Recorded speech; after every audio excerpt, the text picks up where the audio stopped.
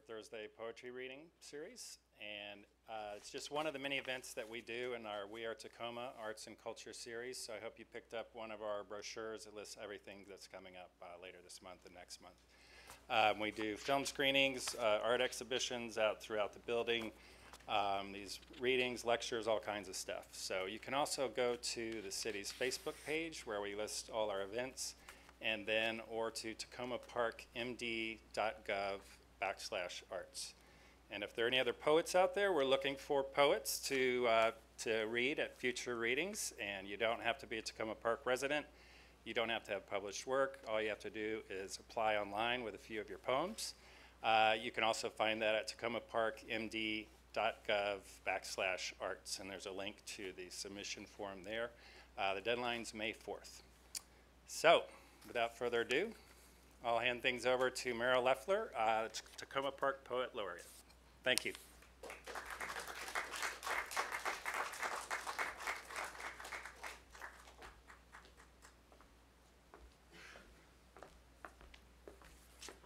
It seems I was just here a couple of weeks ago introducing poets.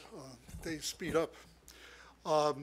Well, you met Brendan, who has been a terrific arts coordinator, and he works for Sarah Daines, who is the head of Community and Economic Development that oversees this whole operation, and also our Arts and Humanities Commission here in Takoma Park.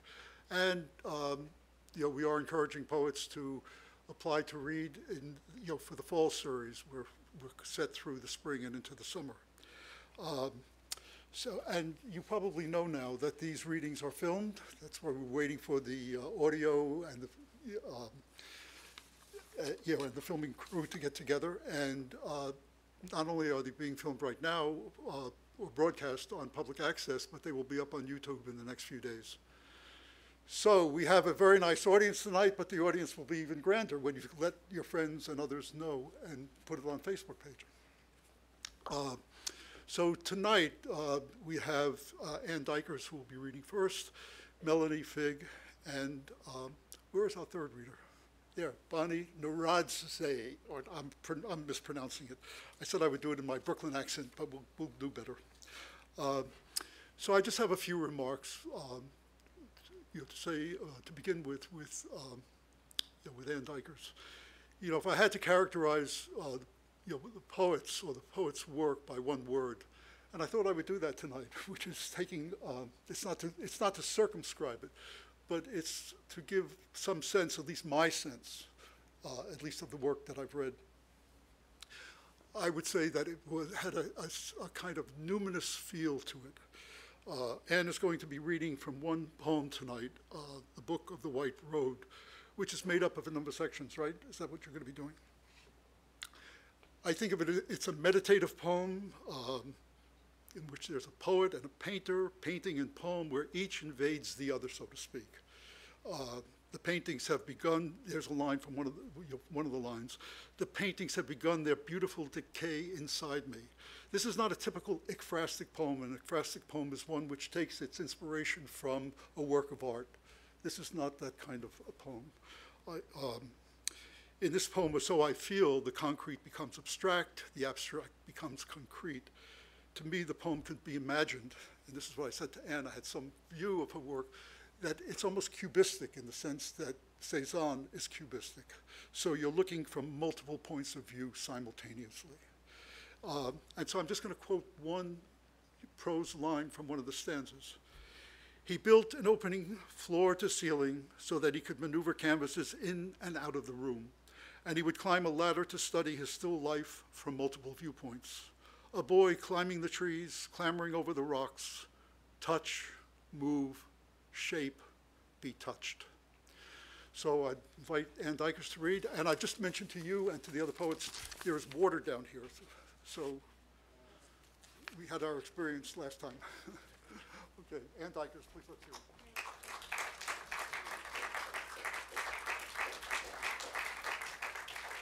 Thank you so much. Yes, I'm reading tonight from my piece, The Book of the White Road, and I just wanted to show you a few images, paintings from Cézanne. This is Road en Provence, and it is I don't know the exact date, but I'm fairly sure it's one of his earlier pieces. In some ways, it doesn't really even look like what we think of as Cezanne. So you can see the very continuous lines around the forms. You could take your finger and draw an outline around the forms in this painting. But if we switch over to the next one, this is something that is more characteristic of Cezanne as we know him now. And what I'd like to point out is that he had a very complex process for building up the forms by laying down little layers of color. And there's some marvelous quotes from him about the more the color harmonizes, the more the drawing becomes precise. So I've just been really fascinated by that kind of precision emerging in a completely different way from that continuous line. But he had this way of working that was always altering and then reestablishing, altering and then reestablishing, altering and reestablishing the line. That creates this kind of fluxing, expanding, and contracting. So if you'll switch over to the next one, this is an unfinished Cezanne painting that you can see here in the Phillips, and you can see how he's working. It's really you see these little planes of color that are being laid down on the canvas, and how that this amazingly complex fluxing image begins to emerge. Just a few more images, if you'll switch to this is a diagram. There was a fellow named Earl Lauren who diagrammed Cezanne's compositions, and you can see this. First of all, the way the forms are, the planes of the forms are kind of colliding with each other. One form is passing into the other and tilting around this central axis, which again creates this tremendous amount of movement. Just a few more images, and this is a still life. I'm sorry, I thought I was going to be able to have a larger image, but it'll at least remind you. You see some of the same principles of composition in the still life, and if you'll go ahead to the next image, and his portraits as well. The same colliding planes, the same tilting around the axis, this way that your eye is not allowed to rest. There's continual movement, which is quite an achievement.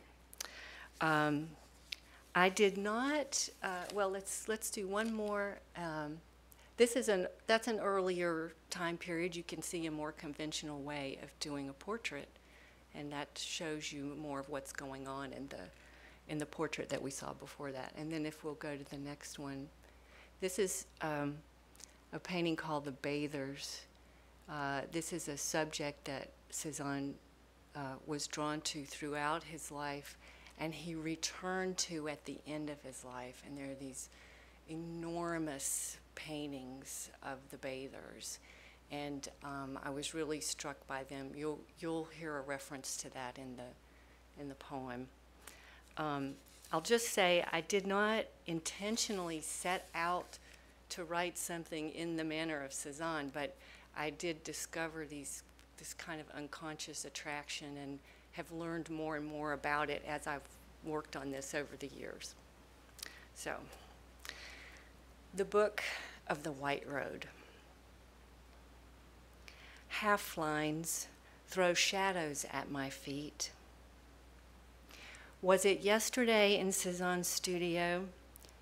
Yesterday, along the stone wall, I realized the village tossed on the mountainside. I pulled its figures from the rock, but now there is only the rock and the wind without protest. clouds gather their surfaces again, I discover pen and ink on gouache where I was not supposed to look so directly. The space shy, another cry. It shudders in my vision. So it's best that it starts to rain. A little threat shoos me back inside, down the stairs, back to my syllables. Birds set loose from the eaves. Why name them when they move as they do for thirst and flight?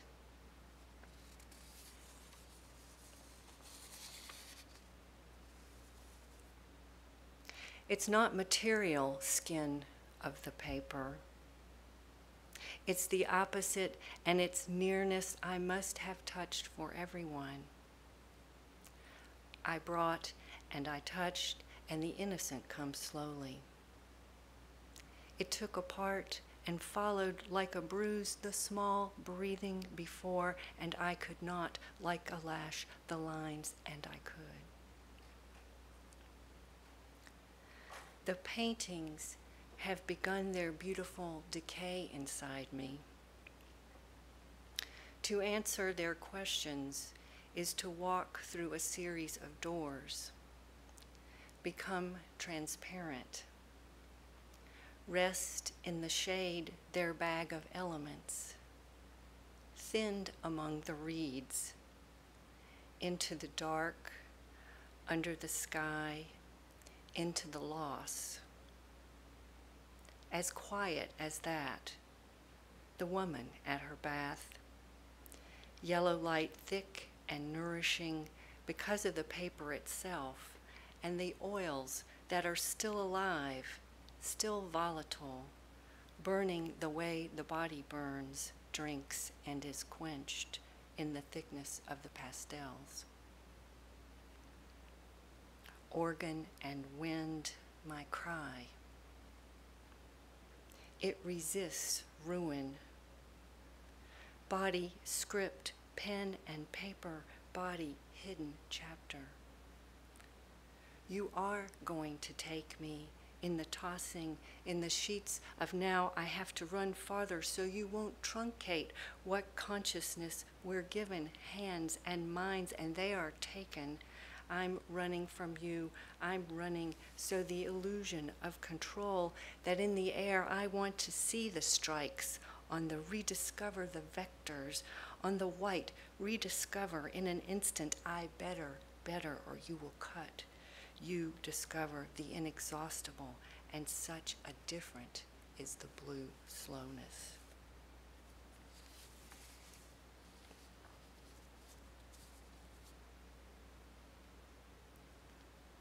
Outcroppings.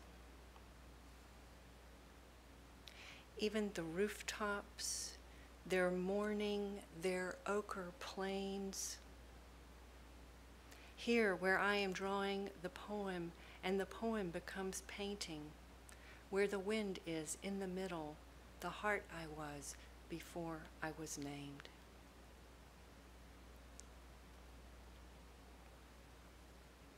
Atelier. He built an opening, floor to ceiling, so that he could maneuver canvases in and out of the room. And he would climb a ladder to study his still life from multiple viewpoints. A boy climbing the trees, clambering over rocks. Touch, move, shape, be touched. In the open air, the planes jostle and tilt. The apple dies slowly.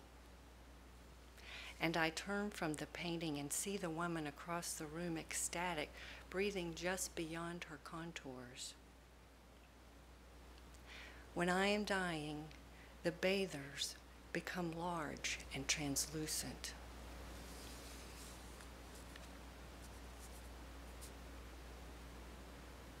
Autre. I press and then I fall. It's so. The irregular lines I am going to truncate this way, a painting or a sculpture, and I found the body again. I become shy, a small city. I must walk for days in the white voice. I ask to touch the body of the painting. My mind very still, I don't see it unhook the back of my collar and arrive here, my strange, turn and break my endless lapping heart. Forsake all others. In my room, the one with the broken pencils, the brushes made of horsehair, the trash of dried leaves and milkweed and fountain grass, door of sacred marriage, door of hand, door of the animal gods, door of transparency, door of thunder.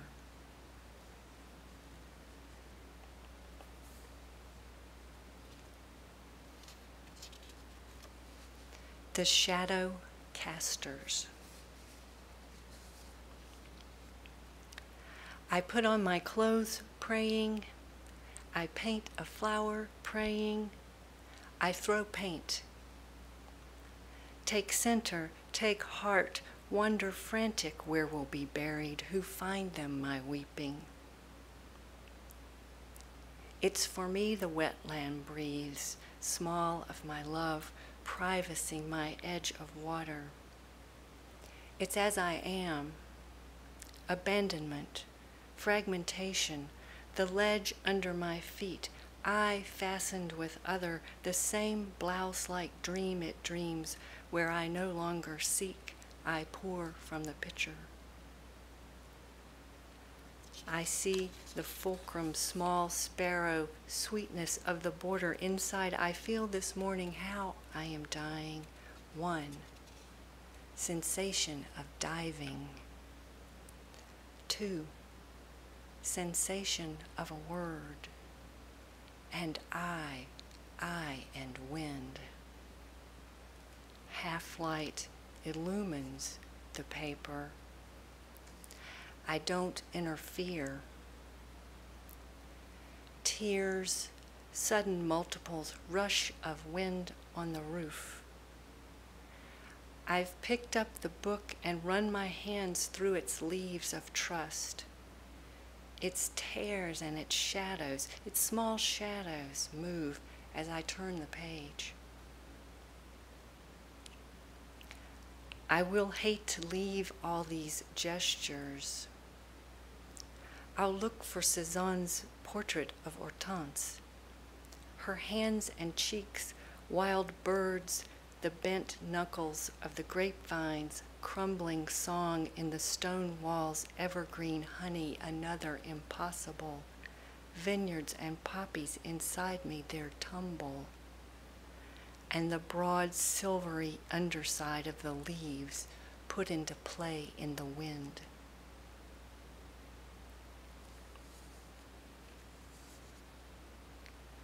Le portail. My meanings accumulate underfoot. I count to 10, 20, burgeon free. Bursts of speech tumbling over the wall, levels, drop-offs, rabbit holes, portals, hidden chapters in the book, holy dream on paper. The gate unlatched and I walk through. With me a small hatchet, oars, and a jar of honey. With me my fire and water. My private longing protected by the same kind of skin, its multiples, its fertile surfaces. It must be made of many suns with the help of the grasses and the plains and the river and the constancy and the little crown of seed, I say, the big crown of seed. All the fields are full of poppies. I don't compete with the bees here where bathers have been lying in the grasses and painters have been painting them. Look at her small feet in the water, float, flower bodies. I hear the surfaces of my speech, each with its spring. Butterfly, face of the current unclothed. What happens to loneliness?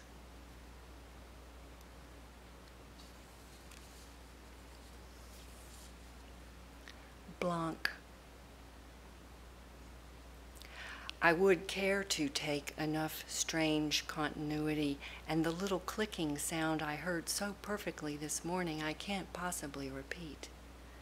A wind can, and I do love, so don't help me. Figure, what is your speech? A beautiful grave inscribed with nothing and a gentle rain. And if there is no rain, I ladle water from a bucket. Let me be these shapes of silence. I have lost the gates, the olive trees, the house in winter, the cream and the gray. I've asked myself many times what I mean, and all I can see is the shimmer, sometimes vertical, sometimes reclined. Bathers as they turn. A game of hide and seek tucked in the book. Beginning text, village wall, its play, its luster, like nests hidden in the grass. I keep dreaming of my body on its altar inescapable. Tablecloth, poppies, fields of mustard. Women moving around me, dressing my limbs with their voices. I hear them running their hands through the leaves of the trees. I try to run back to my friends by the river, my first mornings when sparrow or rook first shook the air, the first last wish draped across my heart. And the poem shaves a little off with its beautiful camera eye. I remember the bathers. They arrive still wet and alive and smelling of linseed.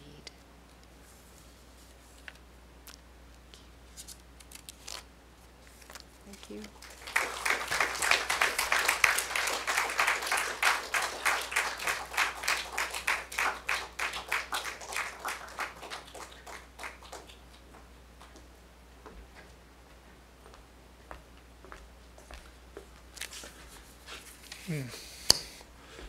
So, each month we've had 3 poets reading, and as I said before up here, it's as if we enter into a poetic universe, 3 different poetic universes. Hugh Kenner, who was a critic and a scholar and wrote a major book called The Pound Era, once spoke of poetry as a poet's act of attention that tries to attract yours, to evoke yours, he used that word. And, and that's what we have here in the poets we're reading. There are very different ways of doing that, of course. In entering their universes, the subjects and themes that preoccupy them, the way they engage those themes, whether it's through lyric or narrative or collage, whether it's through arguments with the self, Pound, the famous note of, I don't mean Pound, but Yeats, who said, out of the arguments with others we make rhetoric, but out of the arguments with ourselves we make poetry. So Melanie Figg is going to read next, and and I would say, in having read Melanie's poems now for a little while, what they carry, the first thing that strikes me, and I think it's even in the poem that you have here, is their intensity, the feeling of emotion. There are several poems, and there are a number of her poems online which you can find. There's a sense of the lines trying to keep up with the emotions and the feelings. And so there's a kind of rush of language. Anne's language is more meditative, contemplative, reflective. The language here is really running after things. So here is some lines from a poem called Forgiveness. This atomic flare, her heart beating through its own made shelf life, she refuses, she will not submit, will not turn and give credence and forget. She is toxic and fueled, hates him, believe it will reach him and crush him. Now, it could be I'm cherry-picking lines, but I'm not in terms of the intensity of these poems. That's how they come at you. So and no matter what they are, it seems to me, again, in what I've read, whether it's in politics or desire, lust, and in the Euphrastic poems as well. Again, these two poets who have written using art as a means of getting into a poem. So, Melanie, welcome. While Melanie's coming up here, I want to mention a long poem that is online, and I would recommend you look at. You can get a hold of it. It's got a strange name, but it's a reason for that name. Atrabularios. It was the finalist in Nimrod's Pablo Neruda Prize, and it's a long poem that really takes off and is multi-dimensioned in terms of dealing with the personal and with politics. They infuse each other. Okay, Melanie.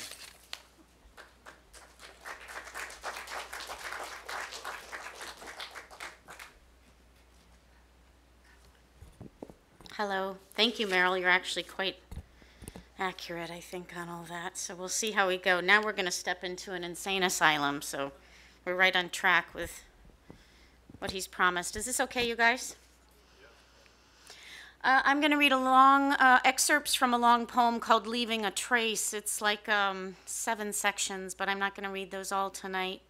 It is an ekphrastic poem. It was inspired by David Meisel's photographs of thousands of corroded copper canisters at the Oregon State Hospital Museum of Mental Health in Salem, Oregon. And each canister contained the cremated remains of patients who had been unclaimed by their families over decades at the state insane asylum. I was really inspired when I saw these photos, and I got pretty obsessed with them. I won a State Arts Board grant to go travel there and see them, and it fit a lot of the themes that I explore in my work around illness and diagnosis and belonging and memory. And I was doing a lot of work around thinking about my family, my family's response to my sister's mental illness. So in the poem, when I talk about a he, I'm referring to David Meisel, who's a really great photographer. I also use a lot of sampled language, which you won't be able to know, probably from texts and scientific and artistic descriptions of the urns, hospital records, quotes from inmates. So that's all in there. So it is really kind of a collage. Just a quick bit about the hospital. I know a lot about the hospital now, but in the later half of the 19th century, Kirkbride buildings were really state-of-the-art mental health care facilities in the United States. They were committed to moral treatment, which means that the patients, inmates were helped run the hospital. They were huge institutions. St. Elizabeth's in Washington, D.C. is a Kirkbride building. The Oregon State Insane Asylum, it was built in 1883. Within 3 years, it exceeded its capacity and exceeded its capacity for the next 150 years. It's where One Flew Over the Cuckoo's Nest was filmed.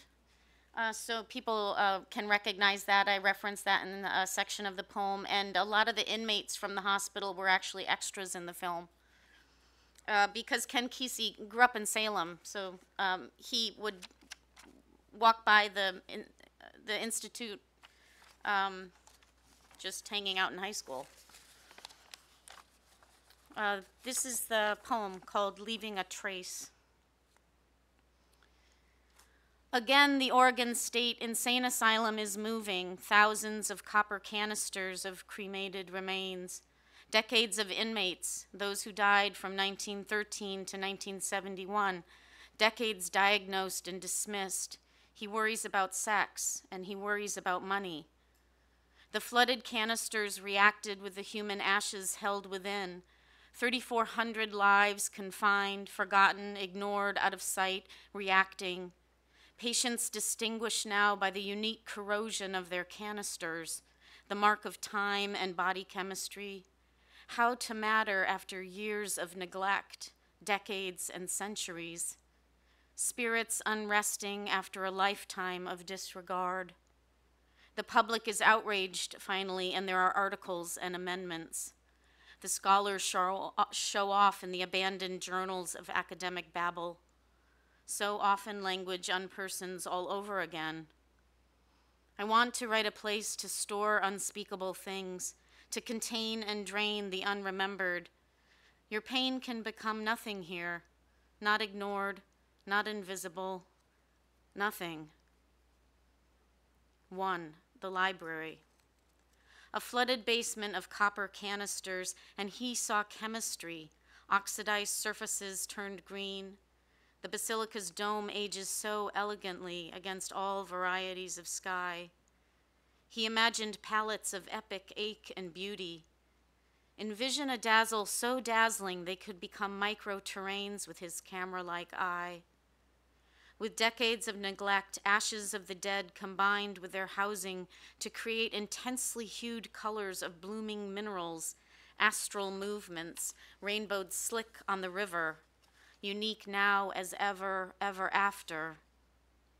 We put my mother's ashes in a handmade ceramic urn that was too small. The mortician put what remained into an empty aspirin bottle with a childproof lid. We opened the plastic lip and scattered her on the Michigan farmland where she grew up. Her body, fine powder, sticky, with bits of small bone, took to the wind, our forearms, the seams in our shoes. In no time, the once elegant hospital overfilled with the neglected and lost, a monstrous vine extending to the 4th floor ward, a ladder for no one to climb, no one's to be canistered and unclaimed. In an outbuilding, past the cemetery that no longer was, 3 deep on pine shelves, the bodied canisters, each stamped with a number for a name in a book somewhere, 354, 1,251, 842. And now would be photographed, made into art after decades dusted by prisoners from the local penitentiary. Such strange chemistries emerging between human and metal. We're all made of stardust, the scientists tell us. Of course, copper, metal of millennia, metal of the goddess, able to resist corrosion. First comes cuprite, that earth blood red that builds character and protects from further corrosion. But then years of flooding with mean water and bacterial action. The canisters break down, as any of us would under such pressure, and shock treatment sometimes 3 times a day. Scrubbing clean any dream, any doubt, leaving no trace of before, once it used to be, will and memory tamped down, neural pathways dead-ended, and the body drastically altered to bear witness to the mind's stumping chemical violations. And then the gorgeous azurite and malachite. Walking the halls of J Building, another polishes the floor with her calluses, shivering in a labyrinth of medication and lousy memory, the invisible shine in their remove. Some wards are abandoned, some house violent criminals. Before that, the incurables, the maniacs, the melancholics, the misfits, the alcoholics, the syphilitics, the poor and inconvenient. Do you have family like that? I do. In 1896, orphans visited on Decoration Day to cover their tombstones with flowers. Wards of the state spinning through time, constellations of charity. We are all made of stardust, the romantics tell us. This next section is in the voice of the chimney. It was built in the early 20th century. The hospital grew to house 3,400 patients, and it covered 130 acres with over 50 buildings and outbuildings, many connected by tunnels. It had working farms, tool shops, weaving rooms, barns, medical treatment rooms, and a crematorium. It was quite a small village.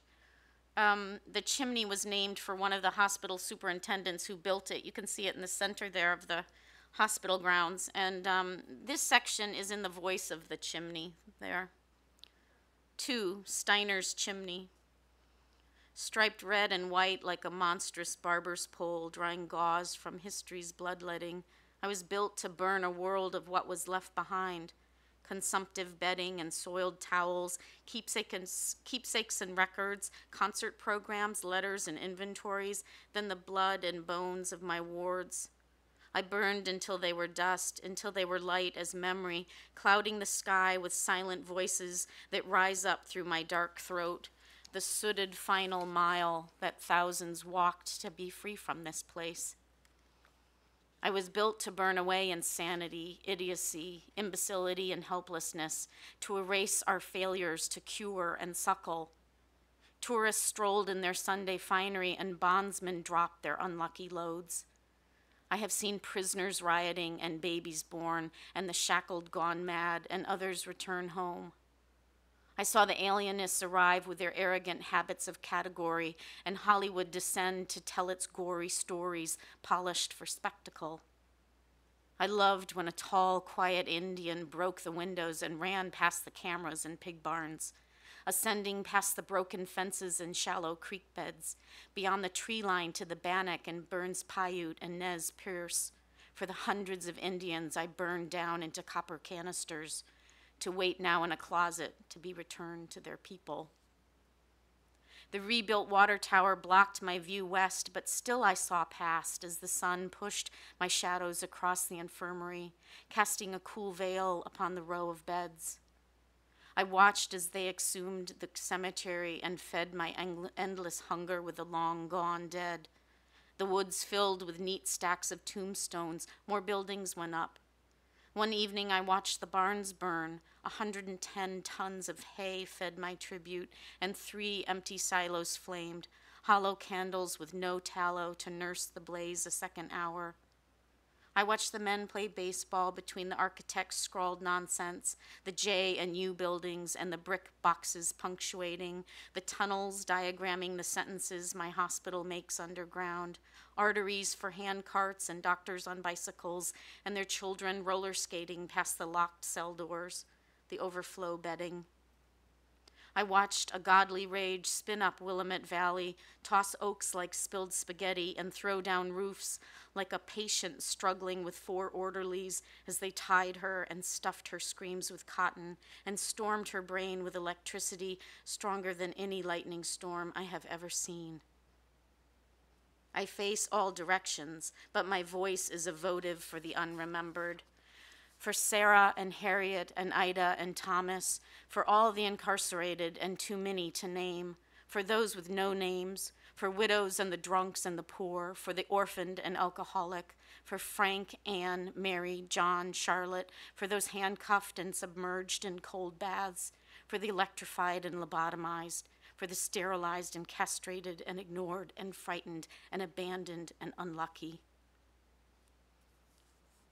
By the early 20th century, U.S. mental hospitals were faced with serious overcrowding, underfunding, and a ton of abuse, which pushed the deinstitutionalization movement of the 50s and the 60s. Cultural viewpoints were changing, and pharmaceutical drugs took over. It was a mixed bag. There was no more warehousing people, but community-based care has been insufficient, to say the least, and the untended mentally ill have filled our prisons and homeless shelters. And headlines.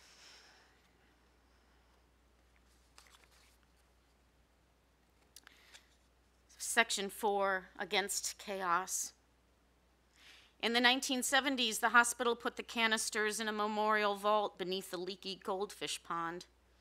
There the dead came alive, corrosion blooming wildly from the leaden seams, and began to speak their panicked whispers, skirting the surfaces of the canisters as the room flooded. I can't think of it. I lost all my thinking. I can't get it back. There's no way for me to get it back here. Voluptuous unease is here. On these urns reside the dazzling colors of the wide open mind. The prisoner won't tell anybody that he likes his job. He uses a clean rag when he gets to the library of dust.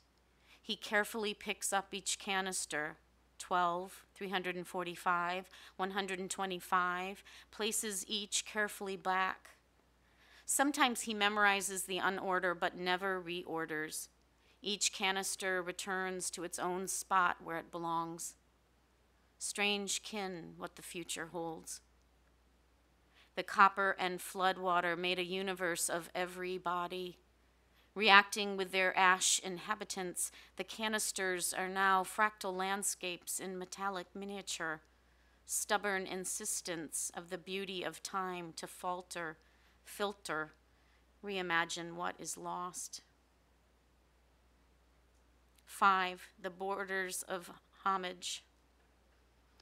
His camera pans out for an aerial view, a bird maddened by color and shape to wake you. Now art zooms down to cosmos, searching for the unknowable, the 21 grams of dust and light that his lenses and filters capture, the canisters and their deformations that evoke the celestial, the northern lights, the moons of some alien planet, or constellations in the night sky. He is fascinated by science. He loves the colors of wounding from great copper mines and poisonous runoff, landscapes undone by disregard. Do all of us leave behind such a canvas of unique bloom? Dust, dead insects, flakes of human skin, worried fabric, and unspooled stars. We will all be forgotten. What took millennia to surface on ancient Egyptian artifacts took only a dozen years to cover these copper urns, as if forsaken souls could hardly wait to pass into another realm.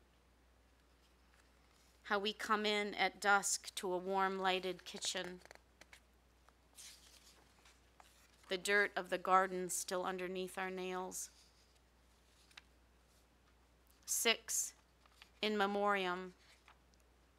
And now a columbarium, and I see the canisters shelved for beauty and display, and the ashes have been transferred to modern urns. Time that moved over the face of copper canvas to create phosphorescent, transformed splendor has stopped.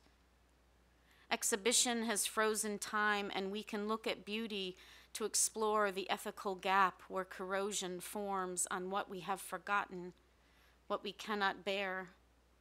Grief, a ragged pipe, the same 10 bars, stuttered only to oneself on a park bench. The star flash for those of us watching. Thanks.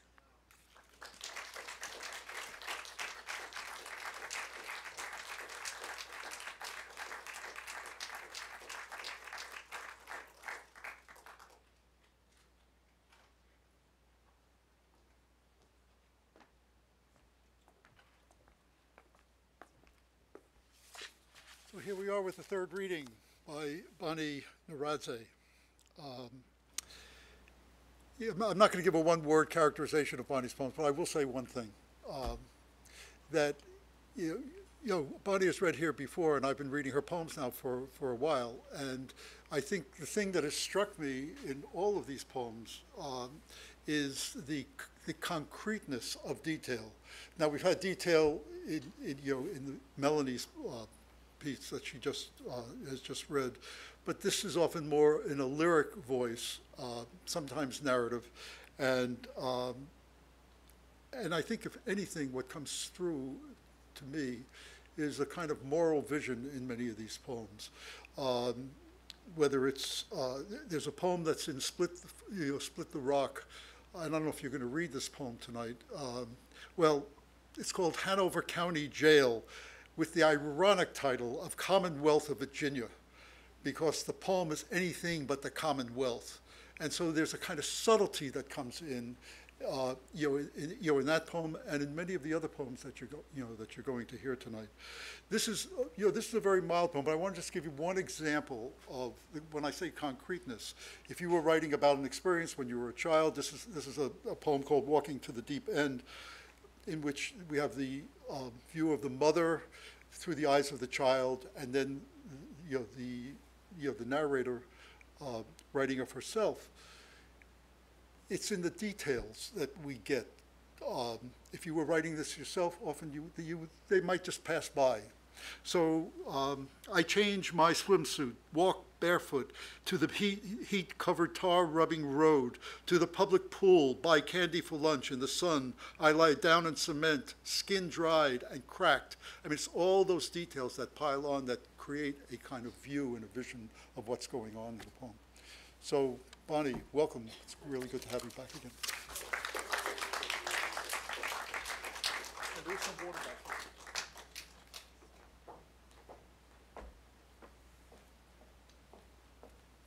Thank you, Meryl. Thank you, everybody, for coming. I didn't bring any pictures. I didn't know that you had this wonderful resource, so I left all my ekphrastic poems at home. The poem that Meryl was referring to, that's on the Split This Rock website, was something I wrote after volunteering with a group that works with immigrants or would-be immigrants who land in this country at Dulles Airport and are immediately processed and put in jail. And so that poem was about immigrants who have been jailed forever. And one of the things I did was to interview people who were there and learn their stories. So I have just a few poems, and I'll try to make them accessible. So this first poem will appear in the Northern Virginia Review, and it's called Arriving, after Cavafy, the Greek poet.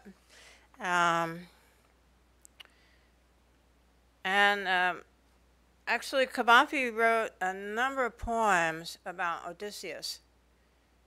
And his final poem about Odysseus was the most successful. And so that's actually the poem that I'm referring to in this one. Do not hurry your journey to the island of the dead. Better that it last for years, so you come laden with thoughts of all you've lost along the way.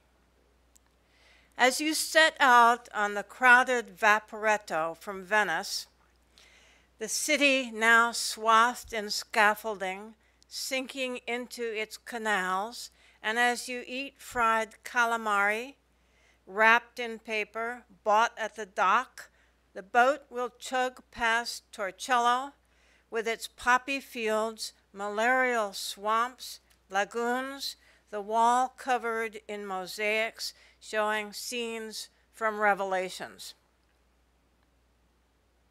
Rejoice now that you are old when you first approach from the water the Isola di San Michele, which is also called the Island of the Dead, and it's outside of Venice.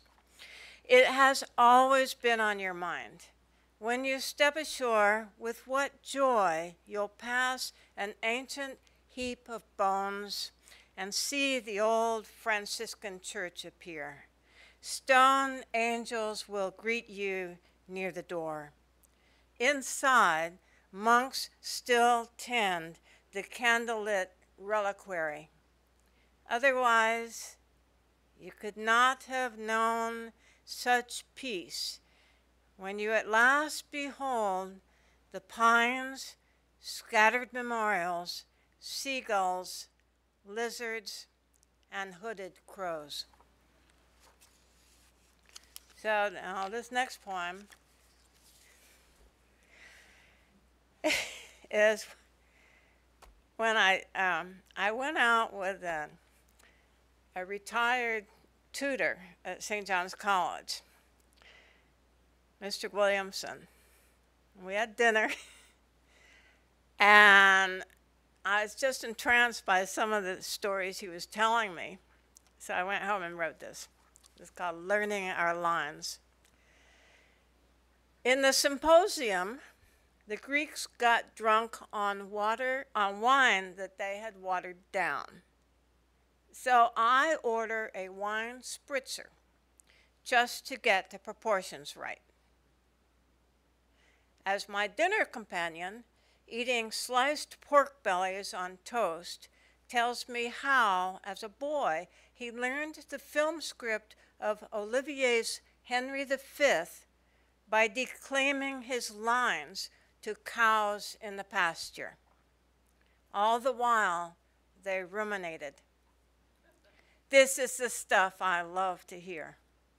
I attack my Caesar salad, spearing the single anchovy as if I'm a scuba diver. Tonight, one spritzer is enough. Mr. Williamson was also a scuba diver. I talked a lot about that. All right, so here's my spiritual poem, Meryl, that I promised you, and this will be published in the Anglican Theological Review, although I am not Anglican, and as you can see, I'm not very theological. And this is called Straying. Cows might be a theme for this reading. It's my first meeting with two lay Cistercians after my season as observer. I want to see myself ascend in piety through years of reading the Psalms, silent Lectio Divina, climbing 12 steps of the ladder, mastering St. Benedict's rules. They talk about the May retreat, group activities, Merlot wine, while I wonder aloud if my love for this abbey on the banks of the Shenandoah is linked to the presence of cows. I say, it is somehow spiritual to be so close to them. The smell of damp manure in spring, mingled with incense during Mass, to hear the lowing, see the cows gather in the far field at dusk when the chapel doors swing open. Here I trail off. I am straying. For what will these lay Cistercians think of me? So I do not say how the talks on humility and Merton show me a deeper place, lest I seem mystical. Or how I love St. Isaac's newly discovered homilies, best kept under wraps because it seems he was an ascetic. And would they approve? To his superior's dismay, Hopkins, the Jesuit convert and luminous poet, hewed to the teachings of Duns Scotus, who saw all beings as the same. And here, cows are safely grazing. Right, so reading Dante. Now, just to make this a little more accessible, I want to let you know that, that I have this real interest in Odysseus, and it might come out here. And in fact, as you know, Odysseus in Greek was Ulysses in Latin, and my first introduction to Odysseus was through Tennyson's poem about Ulysses, to strive, to seek, to find, and not to yield. Reading Dante. He shows up here, Odysseus or Ulysses. He's everywhere. Unable to discern my way through the darkening woods, how do you even know you're lost? Lured by ancient travelers, I'm reading the Inferno, imagining Virgil at my side. I knit my brows the way old tailors do when bending over threaded needles in the gloom, and read this marked up copy, my daughter's text from high school days, gleaning what she underlined. I find her penciled comment, The journey's universal. Later, she writes, what you don't see is often more important than what you see. And then I see Ulysses in the flames and read where Virgil intercedes, telling Dante not to speak, since Homer's Odysseus speaks classical Greek. Why does his restless search enthrall me so? Ovid, himself in exile, seized on what Tiresias foretold, while Dante continued the story where Ovid ceased after Ulysses set out to sea. Who guides a pilgrim to the good, and what's the way to virtue and wisdom? Ulysses heads for the sun as it sinks in the west. I still mourn his ending. In Auschwitz, Primo Levi speaks to his friend about the inferno and struggles to recall the lines he learned in school. Ulysses' finest speech when the aging king exhorts his men to take the oars again. Listen, says Levi, in a terrible hurry to deliver the soup, cabbage and turnips that day. Feeling the sea close over his head, Levi reaches the pillars of wisdom and quotes, "For you were not formed to live the life of brutes." So now for something completely different. I have 3 more poems. So this one is called The Piano. The ivory keys turn amber at the edges, like the nutcracker's ludic wooden teeth. One fluted Doric piano leg wobbles on its wheel. The well-wrought mahogany beast is dark with age. The inside pieces crack. It seems the damper actions shot. Sounds reverberate. The tuner fits the framework back together. He's a surgeon who sews a faltering heart and says it can't be salvaged again. If Mother were still alive, I might hear her play Malagueña, several exuberant measures, or the first few notes of the Moonlight Sonata. When she rises from the bench and flows towards the bathroom in a negligee, she sings the coda in her shaky contralto. Occhi giornia, dark eyes, a sense of the tragic. Her repertoire is done. 2 more. So this poem I'm reading is in the brochure that you have, that some of you have. And the title is Now We Are All Sons of Bitches. Not my line. It comes from Bainbridge to Oppenheimer after the 1945 nuclear explosion. I started writing a long poem that had to do with my father's involvement in being a witness to the Bikini Islands hydrogen bomb testing. He was in the Air Force. He died later of colon cancer. I started looking into radiation, nuclear explosions.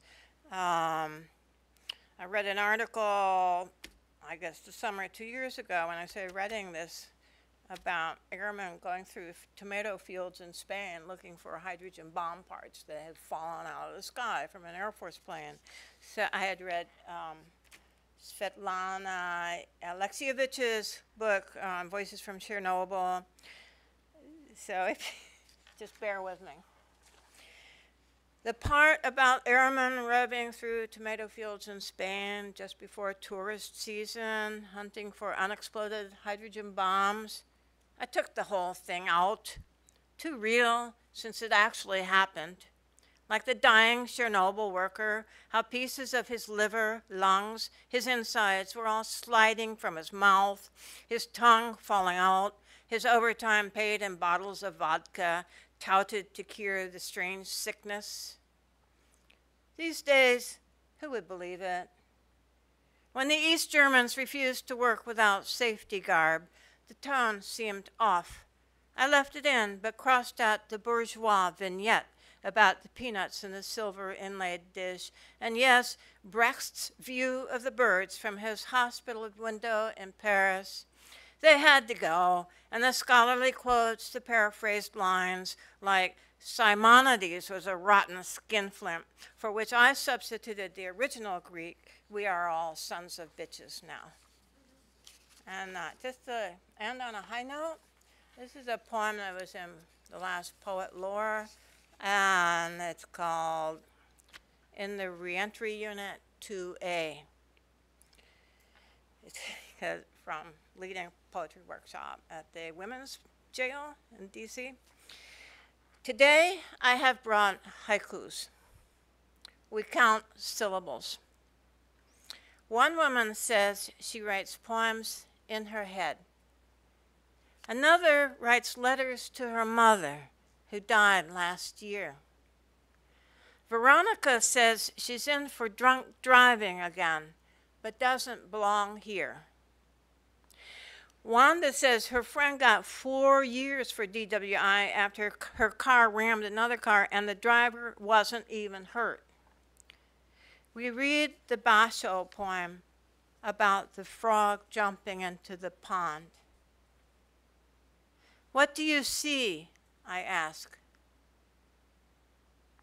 The new arrival who wears socks over her arms because the cell block is so cold, says it reminds her of a dream she had last night, but the pond in her dream was a lake, muddy and deep, with catfish. The final haiku is by Richard Wright about whitecaps in the bay and the sign banging in the April wind. Wanda asks, what are whitecaps? Thank you.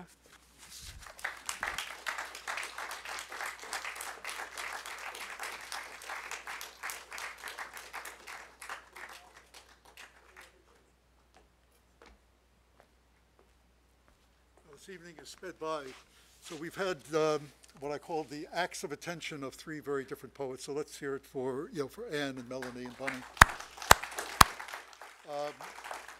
Bonnie just mentioned, more than just mentioned, Tennyson's Ulysses. How many of you don't know Tennyson's Ulysses? You got to look it up. It's one of the great poems, and this is not me being a teacher up here, but Tennyson takes his view of Ulysses not from Homer, but from Dante, because this is Ulysses in old age, who wants to leave Ithaca behind and to get his men to sail beyond the utmost bounds of human thought. I mean, it's a metaphor for poetry, it's a metaphor for art itself, for exploration. And also I want to say something, since Bonnie mentioned it. We have great facilities here. So those of you who are poets who are looking to apply, think about multimedia. We've had poets here who have been accompanied by music, and we really do encourage that. And we have great facilities. So please do that. I do want to call your attention, as Brendan Smith did, to what's coming up. Two things in particular. There's a new arts exhibition opening, and then we have the next third Thursday poetry reading a month from now. Terry Cross Davis, Hayes Davis, they're married, and Judith McCombs, and also a documentary about John Fahey that's coming up. You're going to be out. We're going to have a little reception, modest reception, right after this, and I hope you all come out and speak with the poets and each other. There's also an exhibition that's closing, and it is just terrific. It's a calligraphy exhibition of work that is stunning, of Arabic, Hebrew, but in wonderful designs, and some that become abstract. They're very compelling. It's very compelling work. So thank you for coming. It's been a terrific audience, and we'll see many of you, I hope, next time. Thank you.